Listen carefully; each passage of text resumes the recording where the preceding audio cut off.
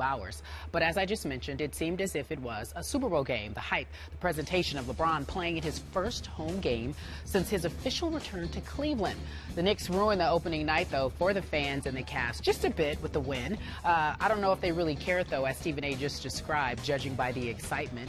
LeBron was 5 of 15 and had 8 turnovers on the night. Perhaps too much excitement. Who wouldn't peak emotionally with a night like this? I mean, there's nothing you can do about it. I mean, emotions don't run. The crowd was excited. We were all excited. Everyone was excited for this game. And, I don't think us peaking emotionally had anything to do with it. I just think we just had some careless plays. Yeah, careless plays is right. 8 turnovers for LeBron, as mentioned. 4 points in the first half. Unheard of. So should we give him a pass for opening night? That is the question. Stephen A. Smith, do you have the answer? Yes, I would say so. It's not a big deal to me. I was shocked to see them lose simply because it was against the New York Knicks, a team that I had watched trail the Chicago Bulls by 35 points in their home opener. You know how difficult it is to lose in your home opener and be down by 35? I mean, you just didn't show up at all. And so I anticipated, almost swore to my soul, that the New York Knicks, there was no way on earth they were going to win this game last night. And they made me out to be liars, made Spike Lee look like a prophet. Congratulations. Spike. And I got to tell you, I couldn't be happier because obviously a native New Yorker, I'm sitting there and I'm thinking about the Knicks getting annihilated in LeBron James' home opener. And sure enough, it didn't happen primarily because LeBron James didn't show up last night. I looked at him before the game, Skip. Some people thought he looked intense. I thought he looked absolutely spent. I thought he looked tired in warm-ups, for crying out loud. Didn't seem to be himself, his usual self at all. I watched during the games, obviously forcing some shots, then primarily not looking for his shot for most of the time, or breakaway layups. It was just a layup. It wasn't his classic, stretch dunk that he usually does when he looks like he's trying to imitate the Statue of Liberty. None of that stuff was transpiring. Yes, they didn't seem to have his legs, clearly didn't have his shot, clearly seemed a bit overwhelmed, distracted, whatever words you want to use, but I certainly don't think it was nervousness or anything like that. I just thought that he was tired. But in the end, the New York Knicks played a good basketball game. They assisted on 30 of their 37 shots. J.R. Smith, I'm going to repeat this, Skip. J.R. Smith had 7 assists. It's shocking. And the New York Knicks bench outscored the Cleveland Cavaliers 41-12. So I think when you look at it all, you have to attribute some of it to all the hype and hoopla leading into this game. Based on what I told you the city was like, it was just electric. It was kind of crazy. It's just a regular season game, but I think that all the festivities and everything like that preempted the game, I think that ultimately it had a residual effect that was relatively detrimental, and that's why the Cleveland Cavaliers lost this game last night.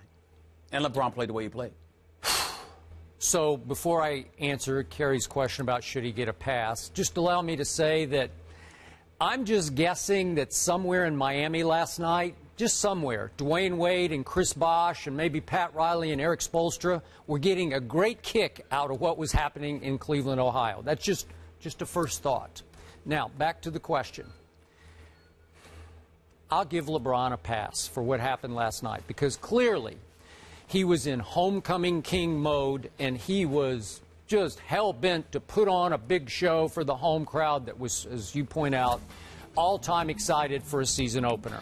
I give you that. And because of that, I thought actually LeBron tried too hard, especially in the first half, to put on a show. Not so much with taking the ball to the basket, but with a lot of fancy passes that turned into careless turnovers. That's not the LeBron that I know and sometimes love.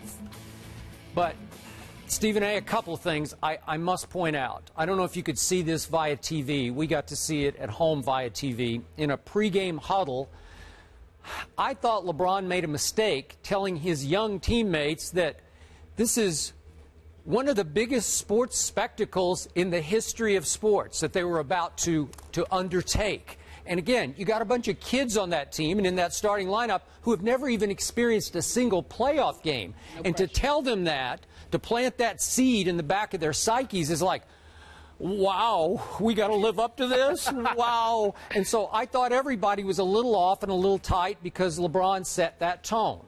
And then you can ridicule me if you want for nitpicking this, but I'm going to say this because I thought it was a turning point in the game.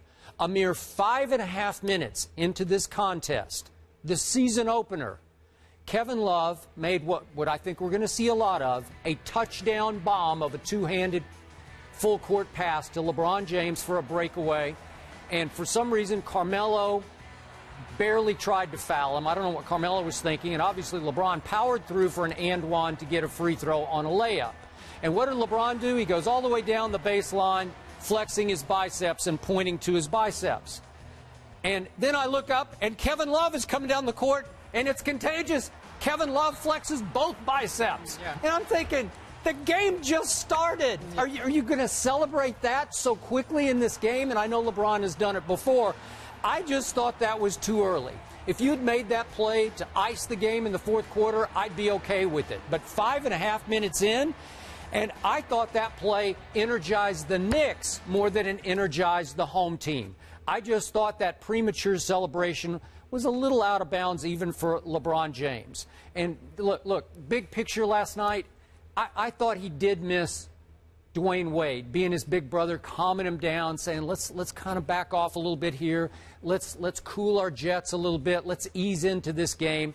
And it was LeBron's show from start to finish, and he was trying to put on a show, and it backfired. You're absolutely right, Skip Bayless. You are nitpicking. I'm so surprised. I'm so surprised. I mean, listen, the bottom line is this. It was his first basket of the game, if I remember correctly. And like I said, you had to be there. It was a very uncommon, unfamiliar moment. I'm telling you right now, if you ask anybody that was there, Skip, you know how long I've been covering the NBA. I've never seen it. I've never seen it in a regular season game. I've never seen it in an opener. I'm not knocking you or anything like that. You know how I mess with you sometimes. I'm really not. I'm in all seriousness. I'm really saying to you, you had to be there to see what it was like and what that atmosphere was like. I've never seen it. I've never seen it in all my years of covering the NBA, and I think LeBron clearly got caught up in it. That was his first basket, plus it was an and one. The crowd was electric. They were waiting for LeBron to do something because it was clearly his night, and that pass, and they were talking about the big three with Kevin Love coming there because LeBron was coming there. Remember, Kevin Love is the same guy, Skip Bayless, that once he made it clear that he wanted to leave Minnesota, he put two teams on the list at the end of the regular season. And what were they? Who were they? It was the Chicago Bulls and it was the Golden State Warriors. Cleveland was not even in the mix, which means the only reason he came to Cleveland is for the opportunity to play with LeBron James. You talk about Kyrie Irving, even though he was going to get his money and Cleveland was determined to re-sign him, you know, and David Giffen, the general manager, does an outstanding job, was the assistant GM in Phoenix. You know, they was talking about keeping Kyrie Irving. Kyrie Irving, by and large, for all intent and purposes, signed because he had some inkling that LeBron was coming back home. And so when you look at it from that perspective and you know the atmosphere and you see what it was like out there, I mean, people were looking at LeBron.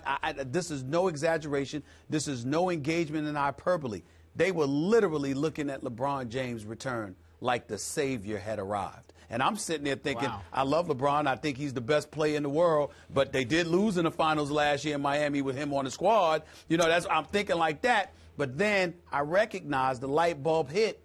You see all that business, all the money that was being generated, the boost to the local economy, and you see that this is not about basketball. This is about something far greater than that. And that's what was in that arena last night, which is why I thought you saw LeBron essentially surrender to it and give into that, and why you saw what you saw early in the game. Okay, but you're right. LeBron's team in last year's finals lost by a record margin.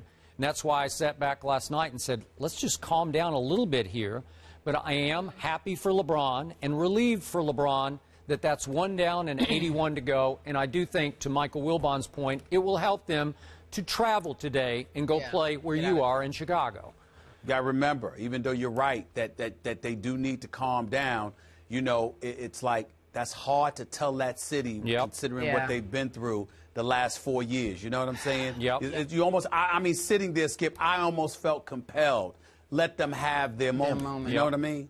Skip said, just what LeBron said, he's glad that it's over. Quickly, Stephen A., they didn't care that they lost, right? The fans did. It didn't matter to the fans. Well, not in the grand scheme of things. I mean, they didn't like it while they were sitting there watching them lose the game. But once it was over, they were like, look, we got 81 more to go. And it's not like we're not going to win 50-plus games. So it's no big deal. The king is back in town. That was the attitude. All right. Let's move on and talk about some football. There's a big game.